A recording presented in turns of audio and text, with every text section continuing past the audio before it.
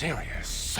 That's the question I'm asking too, Heath. Why is a musical sequel to a very serious non-musical also so serious? Before we get started, make sure you subscribe to my channel and turn on all notifications for upcoming videos. The moment they announced Joker 2 would be musically oriented, I thought it was a joke. But no, Todd Phillips wasn't kidding. Joker 2, or Joker Folie Deux, would in fact be a musical. This was a strange choice. Some people were all for it, others like myself weren't thrilled with the idea. As a huge fan of the first, I felt there wasn't a need to make a sequel. With this movie though, you're not only making a sequel, you're making a very bizarre sequel. I do understand why. The first film made $1 billion, so therefore you have to make another. But it did take nearly 3 years to announce a second one, so clearly Phillips and Warner Bros. Were on the fence about it. However, at the end of the day, it was made.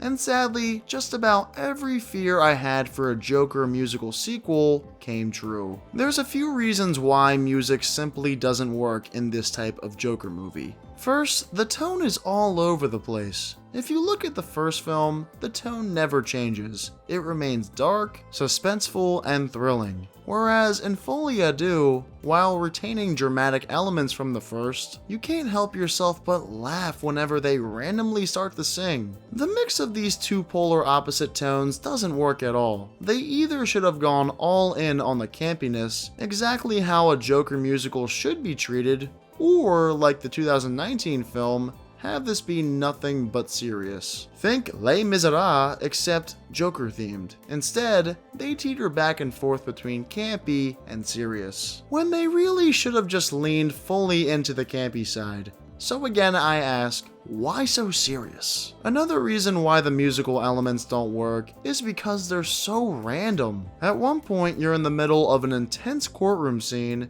then before it can peak, they're back to music. This happens maybe 5 or 6 times. There are moments they have something good cooking, then out of nowhere, they cut to music. My question is, what's the point? Why ruin a good scene with music when you didn't have to? My initial hesitation with the Joker sequel was that I didn't think there was more story to tell. Funny enough, this sequel proves there is through all the courtroom scenes. Unfortunately, it doesn't matter because it comes crashing down thanks to unnecessary music thrown in there. Every time another song played, I wanted to bash my brains in. It was torture. You literally did not need any music to begin with. This would have been fine if left uninterrupted. But wait, just when you thought it couldn't get any worse, it does. If you're going to make this a musical, at least deliver some truly stellar musical numbers.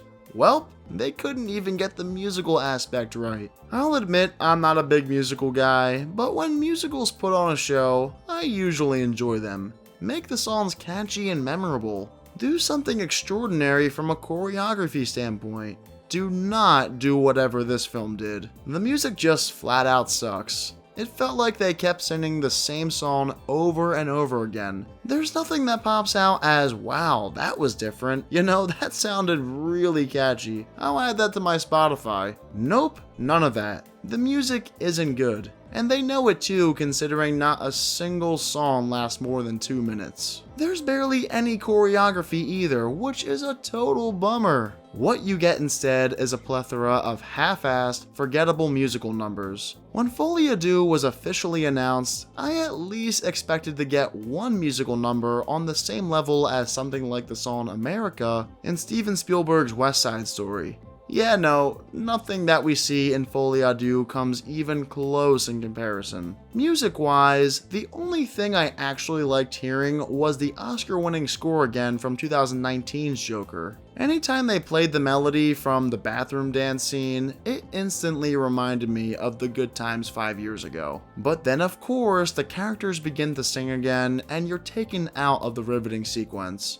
I wouldn't complain as much about the music, if only the pacing wasn't so slow. They call this Folie Deux when it's more like Folie a Doozy. It takes the film a while to gain any traction. you have a combination of odd musical numbers, rushed romance scenes between Arthur and Lee, which, by the way, is this even the real Harley Quinn? And boring prison sequences. Like I said, this film proves there is in fact a good story here, but the way it's executed is far from what I was hoping for. Now, Folie isn't awful as some people have stated. You have a pair of great performances from Joaquin Phoenix and Lady Gaga. The direction at times is also good, if only the music didn't take away from an otherwise solid story. You know, it might have been better if Lady Gaga was written out of the movie entirely. Her romance with Joaquin Phoenix's Arthur does nothing for me. The courtroom stuff is mostly great on its own, so I don't understand why they felt the need to add a romantic subplot when there was plenty of good story to tell without it. In the end, I'm sad to say this is Joker 2.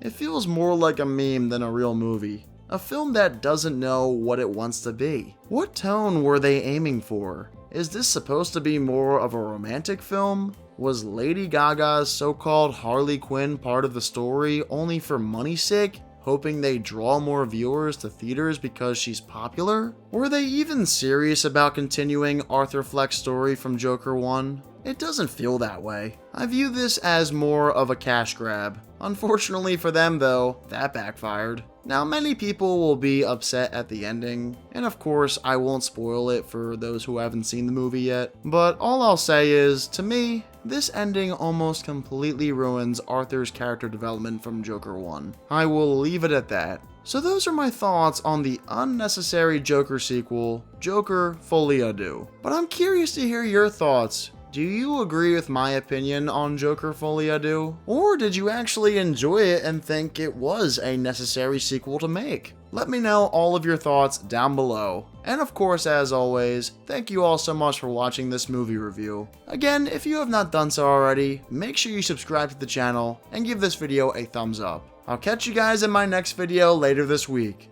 See you then.